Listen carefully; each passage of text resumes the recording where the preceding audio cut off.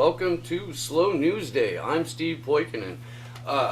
What we do around here is break the goddamn narrative, and I can't think of anyone better suited to that task that answered my email than Jared Beck right now. Guys, if you don't know, if you've been living under the rock for like 3 years, Jared Beck took on the DNC in a fraud lawsuit, and in the course of that, managed to lose a couple of material witnesses, had all kinds of legal shenanigans pulled on him, came out of it getting banned on Twitter for speaking his mind, as opposed to inciting any kind of violence or any kind of the shit that people get to stay on Twitter for. I'm really stoked to have him on the show today. I think we're going to cover a lot of good stuff. So welcome to Slow News Day, Jared Beck. How are you, man? I'm good. Thanks for having me, Steve. It's good to be here. Yeah, you have become a polarizing individual, man. You have.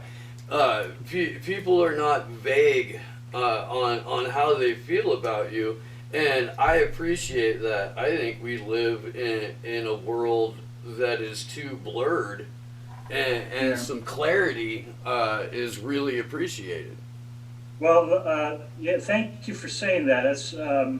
I think that's the first time I've heard someone, describe me like that. And for an introvert, that's like this is like a serious accomplishment, because I'm just like a serious introvert. I've been a very introverted person, very, very shy for my entire life. So to reach a point in my life where I can be described as a polarizing figure, that to me, that suggests that there's probably something very strange going on in society when an introverted person like me actually becomes a polarizing figure. Well, I agree with that to an extent, but if you look at the culture that we live in, or I couch it in, we live in a fucking cartoon. I feel like we do. I feel like when you hand a president a Nobel Peace Prize and he starts 5 more illegal wars and hands those wars and the largest domestic surveillance program on the planet over to a game show host in the WWE Hall of Fame, we're in a fucking cartoon. And I think because of that, anybody with an opinion that is outside of the narrative, anybody with an opinion, regardless of how reclusive or introverted they are, is going to become de facto polarizing because of the absurdity that we're forced to live through day in and day out. Yeah, it's an interesting way of putting it, that we live in a cartoon, because I think that's a very, very accurate way of describing how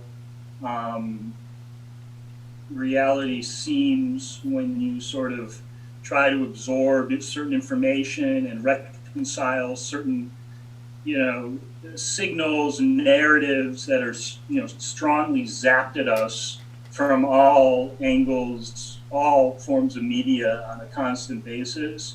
When you take yourself out of it, you can kind of come back to reality and realize that, a lot of what is out there and is pumped into our heads as a reflection of reality, in other words, the media, actually is, just as you described it, a cartoon. Yeah. And like any cartoon, you can actually turn it off. And right. Once you turn it off, you get back to reality, and things don't seem so trippy. And that happens because with the cartoon, that, it's entertainment, it's fantasy. The problem is that, it's never sold to us as fantasy. It's sold to us as reality. Absolutely. That's where the problem is, because it's not reality. It's fantasy is what is actually being sold. Well, and maybe even more to the point, it's a manipulated reality that's being sold. It's a reality that is, for all intents and purposes, cooked up in a think tank, and then disseminated through various media outlets to, if not ordain reality, influence it to the point to where the propaganda or the narratives that are coming out then determine the outcome of elections, or whether or not a democratically elected president in Venezuela gets overthrown by the U.S. military or not. And manufactured consent, I guess, if you want to give it up to Chomsky for that book, regardless of how you feel about him now. I go back and forth on how I feel about Uncle Noam. But manufacturing consent is as true today as it was when it was written, and I got to watch that this morning with the attempted coup in Venezuela. Yeah, I'll tell. Let me say this. This is interesting. Here's where I part ways with Chomsky, because I think he lays a lot of the valuable foundation for how to understand the media and how to understand the media and power. And that's a seminal book, Manufacturing Consent, and everybody should read it, because I think it's one of the basic paradigms for how to understand the relationship between media on the one hand and structures of power exercised largely through government on the other. But I think where I depart from Chomsky is that I think we're in like a post-consent phase. Yeah. In other words, when I think Chomsky came out with that book and that theory, there was still this concept that in some fundamental way the U.S. was a republic or democracy. Right. And, however it was determined, whether it was through legitimate processes or the manufacturing of consent through media, consent is a requirement in order to justify, war or whatever other imperialist program, you want to justify. Right. But I think we're in a post-consent age. I don't think our consent is a prerequisite anymore. I think what is a prerequisite is our confusion and our inability to really understand what's going on. And I think that's why, I don't know that the media back in back in like the 60s and 70s, I would describe it as cartoonish. Right. I don't know if that reality was cartoonish. I do think reality is definitely cartoonish as you described it today. Or not reality, but reality is portrayed through the media is, definitely cartoonish is an apt way of describing it. And I think it's because, the object isn't to try to manufacture our consent. It's to keep us confused and bewildered and sort of distracted while, governments go ahead and do whatever they're going to do, whether it's, Venezuela, or, wherever else in the world. That's a fascinating point. It is. I guess I hadn't. That is the next logical step, though, because if you don't have to get consent, then yes, you absolutely have to keep people at least stunned enough to get away with it. Right. And you're right. We're post-consent. The Princeton oligarchy study that came out in 2014 said that it doesn't matter what public opinion is. Our elected officials are going to do what their donors tell them to do, and that makes the case for a post-consent America. I would say that makes the case for oligarchy as prevailing the type of regime. And I agree with the Princeton study that you cited, and I agree that that's not the only serious work of political science that's come out in recent years that characterizes the U.S. as fundamentally an oligarchy. And then the question to ask is, what does it mean to live in an oligarchy? And, what role do the people, in quotes, play in an oligarchy? And there's various ways of looking at the question. Not all oligarchies are the same, but generally, the people actually don't traditionally play much of a role in the oligarchy. In other words, their consent is sort of beside the point. And when you think of historical forms of oligarchies, the people are, objects to be manipulated or confused, and not something to be, approached as a source of legitimacy, or Yeah, because it's not even that the people's participation is necessary. The appearance of participation is necessary for optics, and to further the delusion that we're not living in an oligarchy.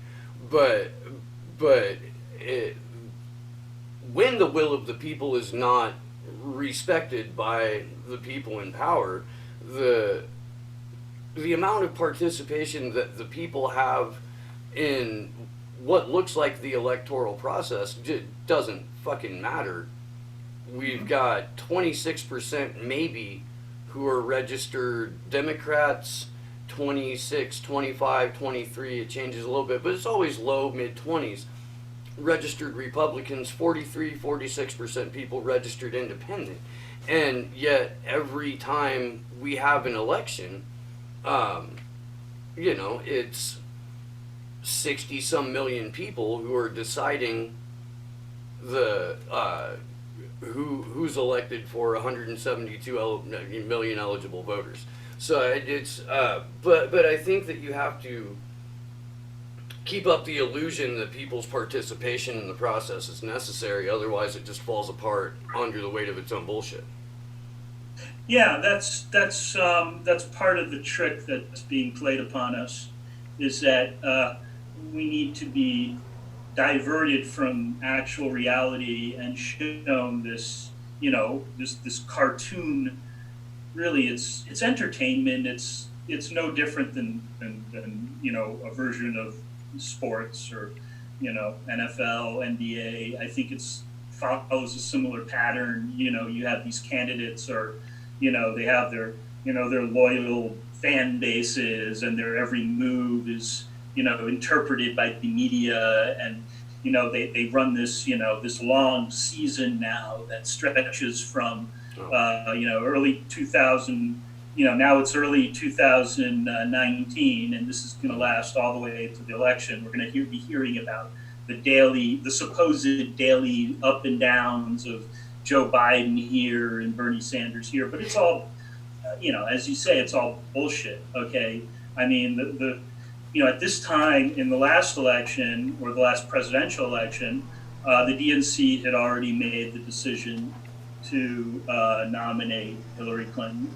Oh, and yeah. Bernie Sanders hadn't even announced yet. And I'm not just saying that as, that's what it appears to me. I'm saying that on the basis of, the actual DNC emails that were released by WikiLeaks, and which have never been disputed as to authenticity, and which show that at this time, but in 2015, the DNC had already picked Hillary Clinton, and it was, just a scripted show from there. And the same thing is happening now. Okay. Oh, absolutely. We know who we can be sure that the people that run the DNC have already picked their winner. Okay, and everything from here on is just a show. And since it's a show, I don't mind speculating a little bit. Yeah. It was clear to me when they came out of that Unity conference in 2017 and announced what the rule changes were going to be, or I think maybe even Nomiki Konst was live streaming about what the rule changes were going to be. It was clear to me at that moment that the 2020 primary was already rigged, and then Tom Perez came out and said, we're going to field more candidates than the Republicans did in 2016. And I said, okay, well, that's how they're going to do it. And the entire point of the rule changes is for the optics of a legitimate process, and it makes it 100% easier to guarantee a contested convention. Yeah, I mean, they were doing a lot of stuff. I mean, they in the supposed election for DNC chair, That was a you know, farce. we're screen testing Mayor Pete, Yeah. part of that process. And you know, it was you know, he's playing a role in this, you know, little puppet show that's going on. I You am know, 100% convinced that Pete Buttigieg is one of the CIA Democrats. oh yeah, And that's, I mean, it's his consulting gig with McKinsey and Associates. yeah, It's having no military experience whatsoever and automatically going to becoming a lieutenant in the intelligence division of the naval. It's just, it screams blatant to me, and I think he might end up being the little imperialist empty suit that they put up to lose to Trump. mm, But I'm almost 100% positive that no matter which empty suit ends up taking the nomination away from Sanders again, Elizabeth Warren will be their vice presidential pick in a last ditch effort to garner up enough of whatever Democratic base is left yeah. to try and vote Trump. And she's already proven that she has no problem turning her back on a progressive. She has no problem siding with the Yeah. establishment when it's, you know, politically expedient. Yeah, I mean, you know, that would be one plausible way of doing it.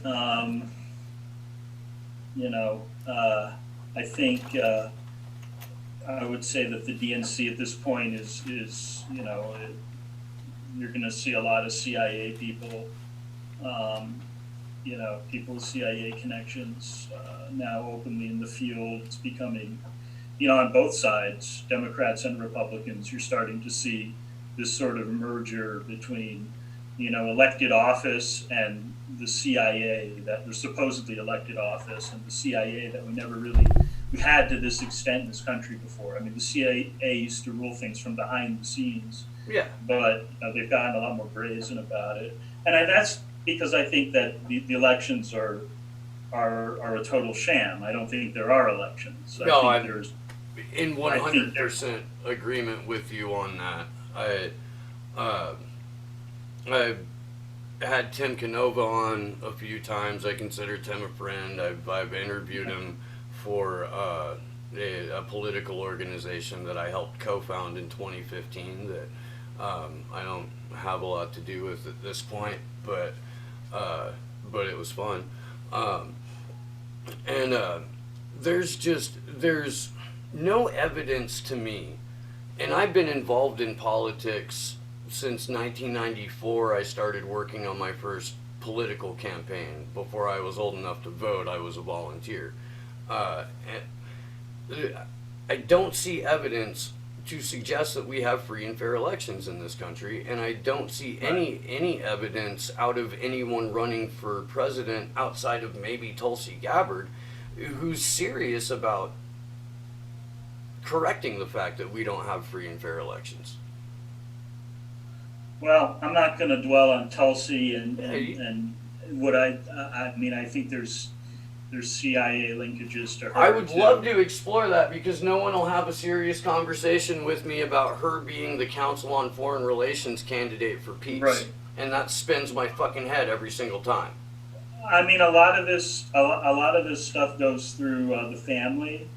A lot of deep state, you know, CIA lineage. I mean, because you know, at the end of the day, these organizations conduct themselves like mafias, and you know, the best loyalty is bred, you know, through bloodlines. And you know, look at her father. Okay, I mean, he's got, you know, some obviously CIA funded, you know, what is it, like a Hare Krishna type Yeah. organization, Hawaii, with very, you know, just out there anti-gay, you know, political activities going on in the 1980s. So connected to something. like Yeah. that emerges from the deep state, and you cannot overlook that when you analyze these people, no matter how much they may come across as genuinely, you know, hey, I'm gonna even like Mike Gravel. Mike Yeah. Oh Gravel. yeah, yeah, yeah. Here's a guy we actually represented Mike Gravel back in 2008. Just and coincidentally enough, on a case. He's a good guy.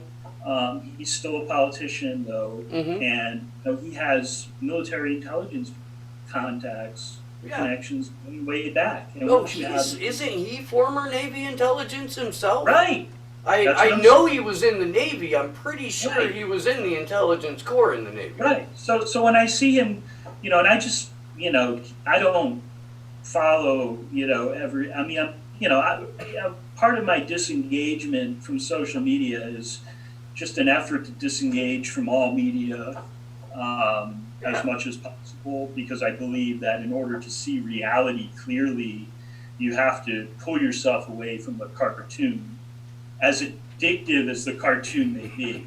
And I think it comes to us now in many forms, um, not just through the old TV channels. I think it Right. comes to us largely through social media now, Well, yeah. and it gives this illusion of free thought and free understanding and free discussion, but in reality, it's a tightly controlled discussion, and it's fed by these media creative narratives.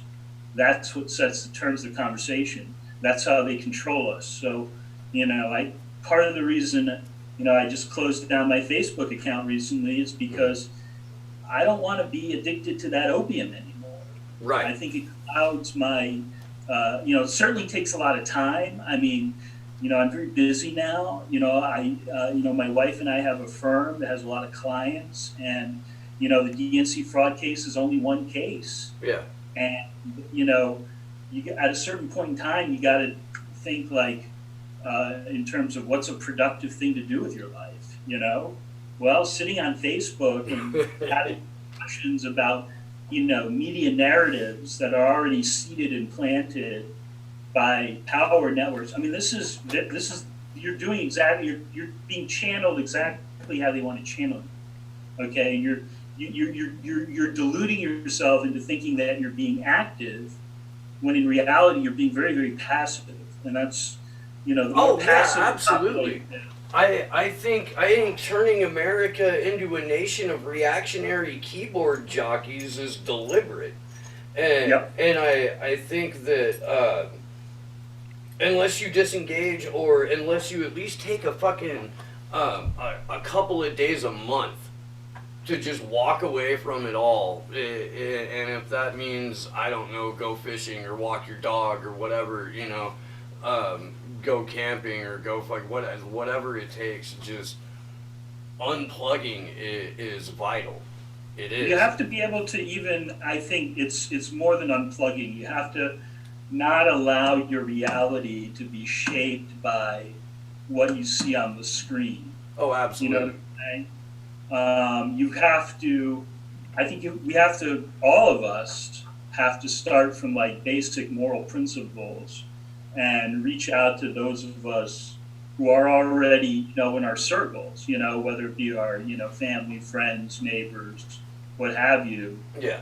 And I mean, to the extent people are dissatisfied with our political system, I mean, they have to start having those difficult conversations with people face to face. But it can't happen in the social media world, because that's, as far as I'm concerned, my conclusion on that, that's just a complete bubble. I mean, that's not reality. It reflects nothing that has to do, very little that has to do with reality. Not only that, but we're voluntarily giving up our thoughts, and every tiny piece of information about us, including our location most of the day, to companies that started with CIA seed money, companies Right. that are not shy about stating that they themselves would like to become government and media. that their aspirations don't end with a profitable website or a Yeah. profitable app. I mean, And social media, whether you access it, on a desktop, over your phone, what have you, that's the portal of entry between you personally and what we call the deep state.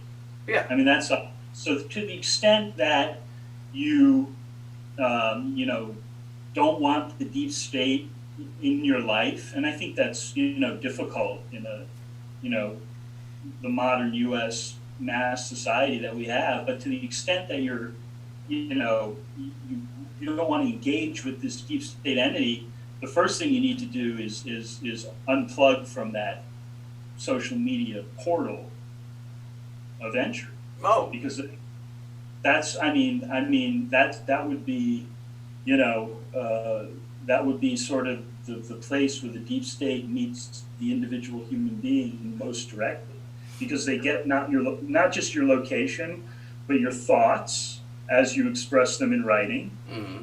and then they're able to exercise thought control over you.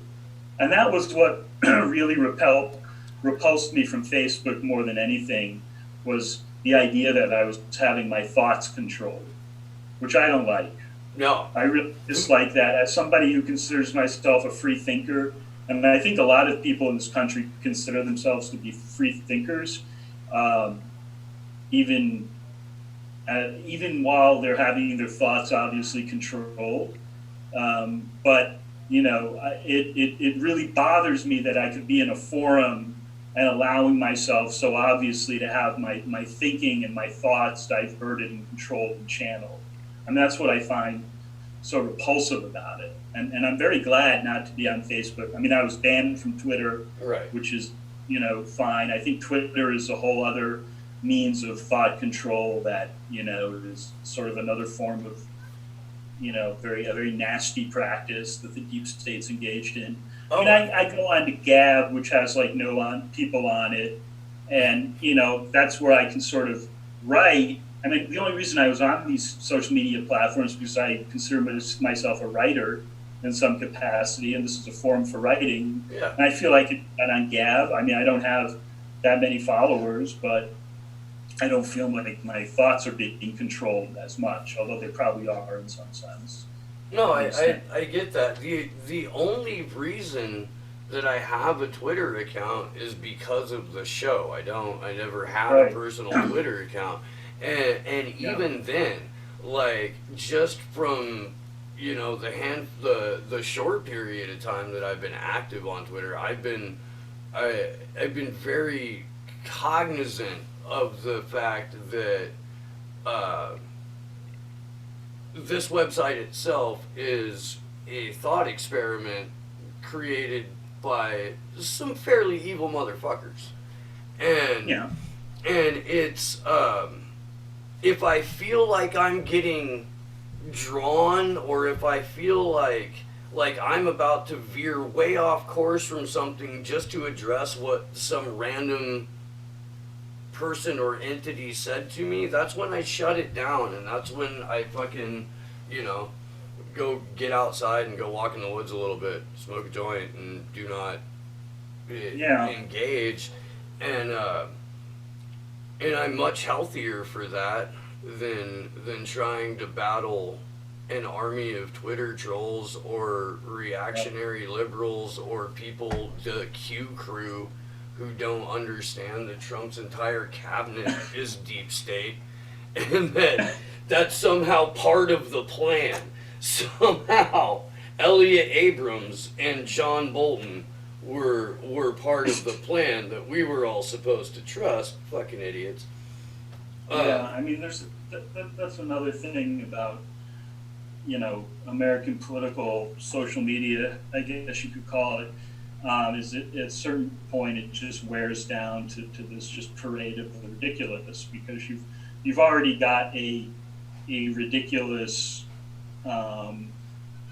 political scenario that's been provided to the people for their consumption, which is the spectacle of Donald Trump as the president, and then sort of the analysis of that situation, whether it's sort of, the far right, glorification of Trump, which ends up in this, strange, kind of like Tom Clancy, like military intelligence novel fantasy. Yeah. It really is, though. It's like way too many plot twists to the point where you're like, this just doesn't make any sense anymore. no, it's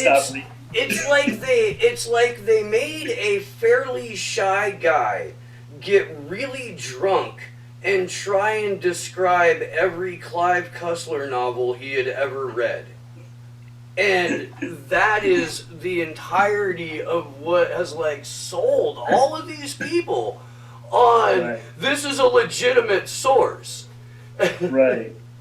Well, I just have a feeling that in reality, there's not that many of these people. It's sort of augmented on social media, just as I think that there's probably not that many people that really care about Bernie Sanders in reality, but it's sort of augmented by social media. And I say that for every candidate, including, Trump.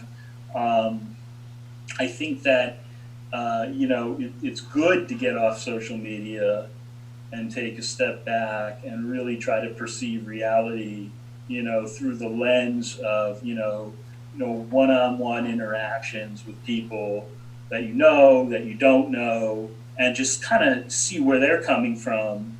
And, you start to realize that, this social media is just kind of like it's just part of the show. And there's only a sort of small minority of people that are really paying attention to every twist and turn.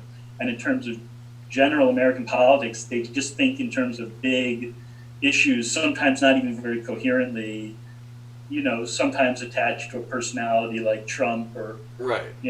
Sanders. But most people are just really not paying very much attention at all. And that's why, the U.S. military is allowed to continue to do horrendous things in our name, and without us having anything in our power to stop it or any input into it.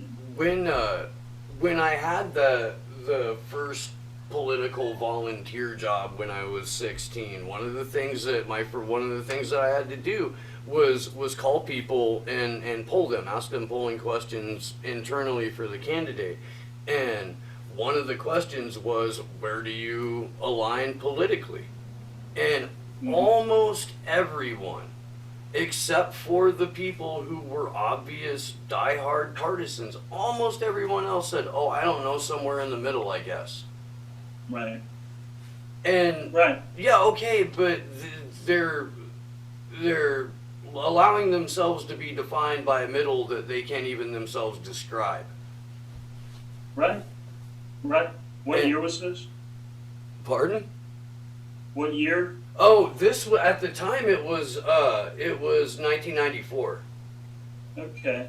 Because I did some work in Arkansas, 1997, some sort of, I'd call it like, grassroots type organizing, political organizing, Yeah. third party kind of stuff in Arkansas. And, one of the things I did, I was like a first year college student, was like stand in Walmart parking lots and collect signatures to get various things on the ballots.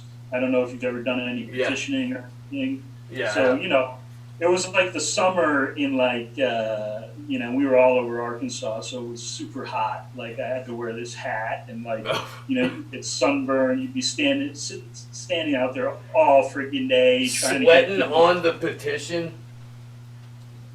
What's that? Dripping sweat on the petition. Yeah. Yeah. Totally. Yeah, here, sign this. But you talk to a lot of people though, and because the petition we were doing was a campaign finance reform petition, which you could still do back in those days before Citizens United killed that Right. As a matter of law. But this was back when that was sort of the big thing that a lot of people were hopeful about. Yeah, that was McCain-Feingold, right? Yep, exactly. Yeah. So we were in that era when it was still, there was a lot of activity, and people were very much in favor of it, and they were very unified on this issue across ethnicity, across, political party, across, rural, city, I mean, so there was just a lot of like unity that you saw really out there in public.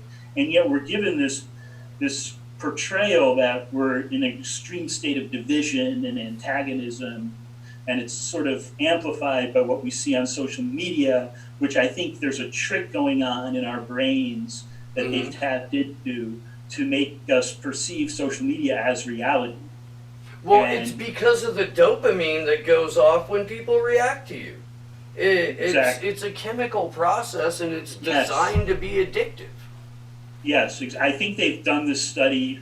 They've done studies on this. I mean, they've been in control of the internet since its beginning. I mean, the military complex started the internet, so they were aware of the earliest and probably studying at a very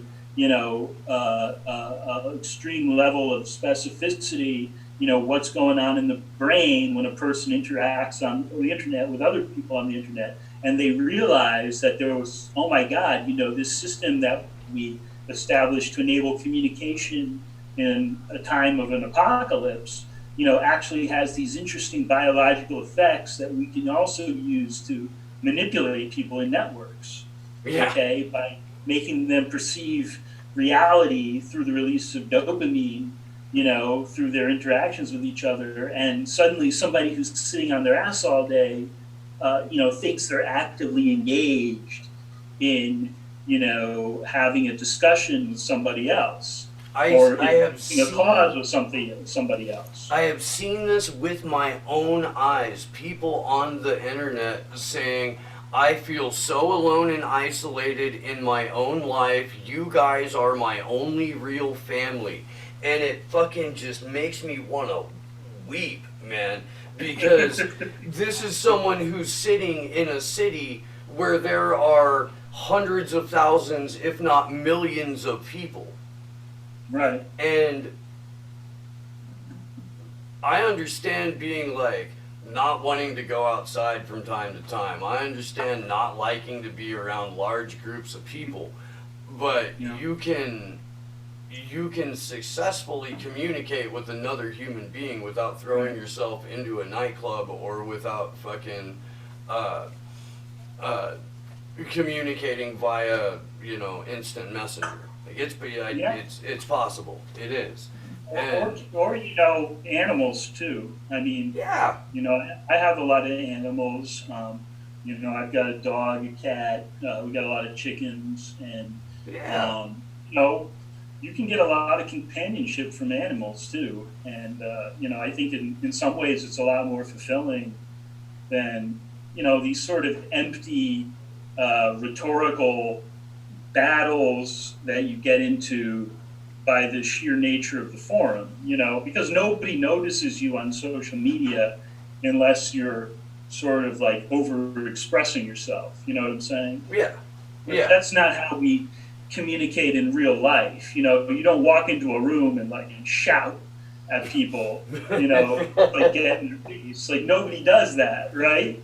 But you do that in social media. So you like are overly engaged in the medium, and I think it does at that point. There's some dopamine release, I guess, that kicks in when you get like the reaction on the other side, and then they score it for you with the likes, retweets, and so you feel like you're playing a video game. I mean, that's the other thing. It feeds into your competitive, your desire to be ranked on some hierarchy. All animals have this to some extent. Like we have a lot of chickens, and the chickens are always interested in a pecking order. Yeah, you want to know where they stand in relation to the other chickens because that gives them certain preferential treatment vis-a-vis the rooster who's in charge. Absolutely. We were recently up at a friend's place up by Mount Shasta. And they've got 80 acres off grid up there. There are no phone lines. They've got solar battery bank. They've got but they've got chickens for days, and they've got guinea hens, guinea fowl for day. And they no longer have a rattlesnake problem because they have the guineas. Mm-hmm. But you could watch them sort it all out amongst themselves day in and day out. The alpacas were the same way, like all that shit. Yeah, if it's observable in nature, you should be able to find a way to correlate it to your own human existence, and we're shutting ourselves off of that intentionally, and that is a dangerous spot for us to be in as a species. I don't know how much weight you give to climate studies or not, but if we have a short amount of time, we're fucked. And yeah. I haven't seen a climate study yet that includes geoengineering. Yeah. So I don't think I've ever seen an accurate one or a fully represented one, but it's enough to make me nervous. I mean, look, like once you lose your faith in government and, you know, government-connected institutions, including, you know, the scientific institutions that we've always had faith in, then, you know, you lose faith in everything that goes with it. I think it's natural, and you start seeing holes. And I think climate change is one of those things when you look back, you know, really was why climate change above all else would it have been, you know, propagandized to us in our schools at such an extreme level, you know what I'm saying? Mm-hmm. In that time, unless there was some like larger interest behind it, you know. And I agree with that. I do. I also notice that when I moved here, you know, we had 260 days of fog. Yeah. And we had a rainy season, and we had, you know, however many days of sun that went along once the fog burned off, and we don't have any of that shit now. Like, we have year-round fire season. We have 40-degree days in May and 110-degree days in May. Right. And I don't know to what extent that's been exacerbated by industry, but I know that it's not a good idea to dump toxic shit into the air and water. Right. And I know that when you cut down all of the trees, you take away the only thing on the planet that allows carbon to be processed in a safe way. I don't know if there's a way to get that back without massive reforestation, which I'm for.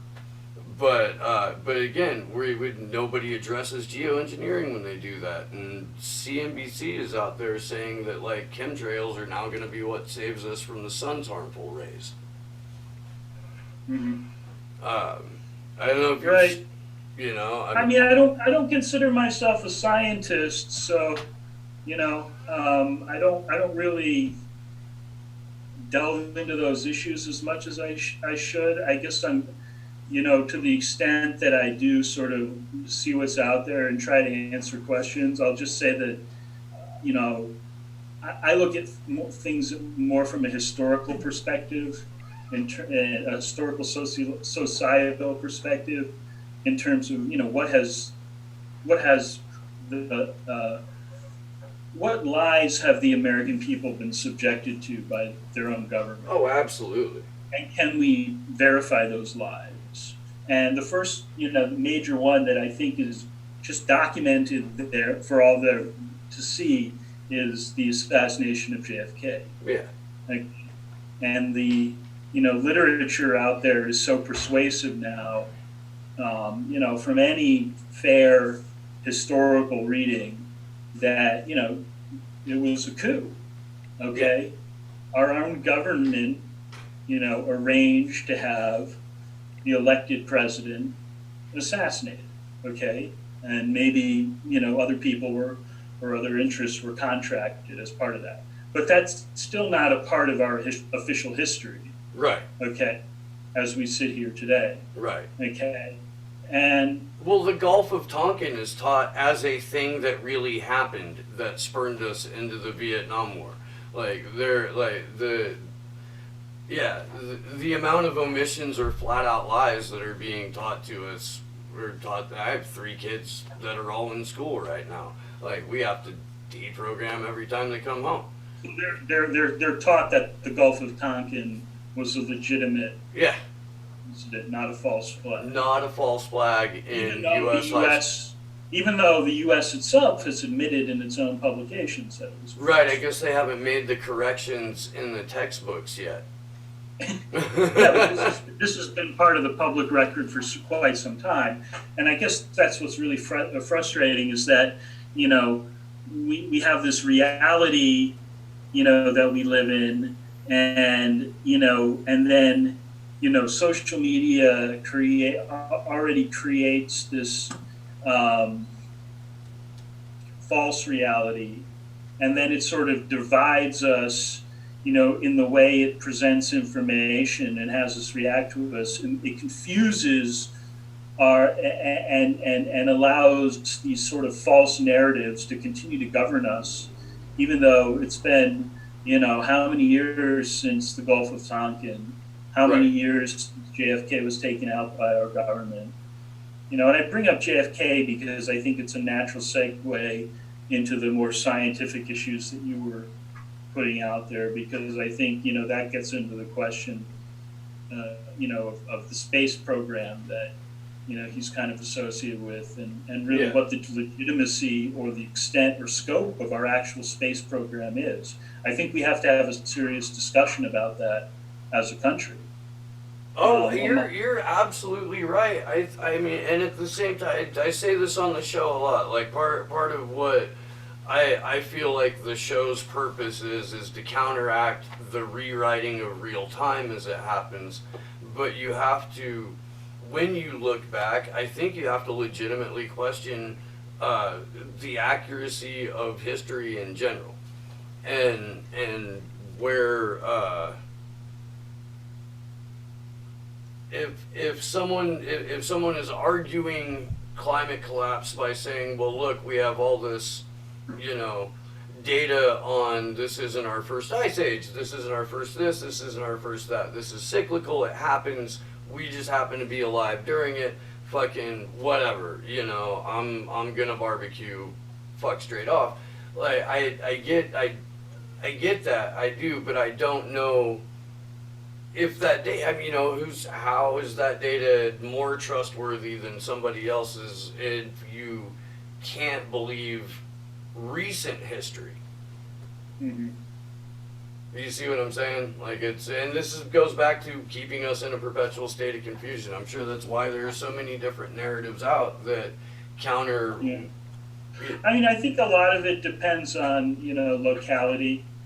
I mean, I live in South Florida, so the issue of sea level rise is very visible to us. Yeah. I mean, it's a visible occurrence. It's something that I think, and sometimes people say South Florida is where the future of the U.S. has already happened. Okay. Yeah. I mean, we've accepted climate change as just a reality that encroaches upon our life and ought to factor into the decision, maybe whether to buy a house, okay, whether to buy a condo, whether to invest. And what do you look to? Well, you look to, are people going to write you an insurance policy? Right. No. I mean, I've seen rates go up, on Hollywood Beach in South Florida, which, I mean, there's definitely been beach erosion. The insurance rates have gone up, but the value of the properties have skyrocketed. So people are willing to pay for houses in that position. So, Yeah. I guess when you look at climate change in that context, as more like what are people willing to pay to put up with, you become less sort of, I guess, sensitive to the issue of, what's causing these changes and what can we do to stop it, and more like, well, what's the economics of it as far as my locality, okay, and concerns me specifically.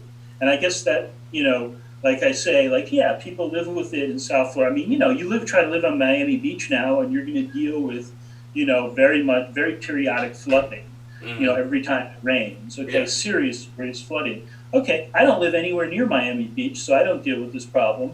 But a lot of people choose to live there still. Yeah. Okay. No, I Doesn't bother live in them. Santa Cruz It County. doesn't bother them. Okay. Yeah. I mean, we'll all have like, boat Uber type craft anyway at some point. So even when it's under the ocean, we'll find a way to, preserve property values to some extent. So I'm not particularly concerned. It's fucking hilarious, man. That's awesome. You know what I'm saying? Though? Yeah. No, I mean, I'm 16 miles from the Pacific Ocean. You're out in California? Yeah. Okay. I'm, I used to live in LA. Okay, I'm in Santa Cruz County. I'm in the Santa Cruz Mountains. I get you. And yeah, I mean, fucking, we not only do we live on a coast, but we're also in earthquake country, and yet we live in one of the most expensive places on the planet. Right. Santa Cruz County has some of the world's highest income inequality in terms of, a place with running water. Okay. It's fucking wild. A 2-bedroom rental house here is like $2,800 to $3,500. And we're paying $7 a gallon for milk. Fucking not even the good kind. Well, the next set of musicians is getting ready to come into the studio, so I'm gonna have to cut it here. I really enjoyed talking to you, man. Well, it's a pleasure, and this is the first interview I've had since I'm not on social media anymore. So I hope people will understand, because we've gotten a few calls, not that many calls, but a few calls, expressing concern. Hey, where did you guys go? Yeah. We hope you're okay. I mean, we're okay. I mean, the Facebook thing was done, voluntarily because, at the end of the day, like we were talking about, like, it's a matter of what you want to do with your time, how you want to deal with your time. And I feel like a lot of the social media right now has just reached sort of an echo chamber, and where it's headed to, and it's more directing people than actually exercising free thought and free action. So that's where I'm at least, and just trying to be productive. So hope everyone's doing well, and thanks for having me. It was really good talking to you. Absolutely, man. Thanks for coming on. Hopefully we can connect again at some point down the road. Yeah, absolutely. This has been a fucking fantastic episode of Slow News Day. Thanks again to Jared Beck for coming on. I'm Steve Poikinen. Make sure, if you're seeing this on the YouTube, to go ahead and subscribe to the channel and share it with friends and all that shit. And I will see you guys later. Good luck to us all. All right. Thank you very much. All right, man. Thank you. Take care.